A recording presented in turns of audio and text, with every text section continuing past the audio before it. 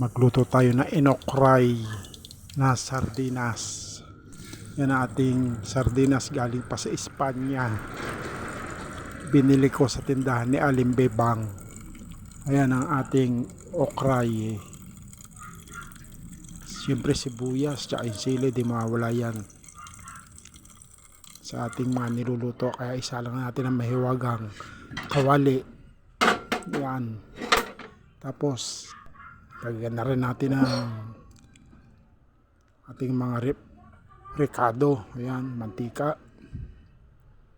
Tapos ibuhos na rin natin ang ating ricado. Pagsamasamahin natin yung okra, sibuyas, tsaka yung okra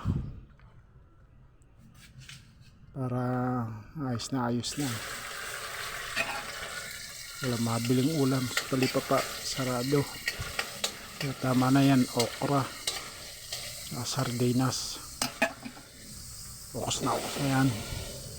Ay, ibulas na natin yung ating okra, sibuyas, tsaka sardinas.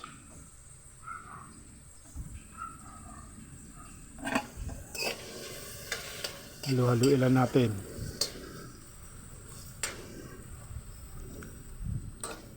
Masarap pa yan sa pares ni Diwata. Huwag niyo po sanang kalimutan mag-subscribe sa aking YouTube channel at sa aking Facebook account, Silent Cat. Ayan ang ating sardinas na galing Espanya. Binili pa natin sa tindahan ni Aling Bebang. Kaya ibuhos na natin yan para tayo makakain na.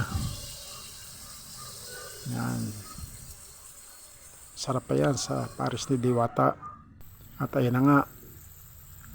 Ano, sarap niya, no? May kasama pang okra. Yan, masarap dyan. Ayun na, kain na po tayo. Sarap niya. Mas masarap pa yung pares ni Diwata. Maraming salamat po.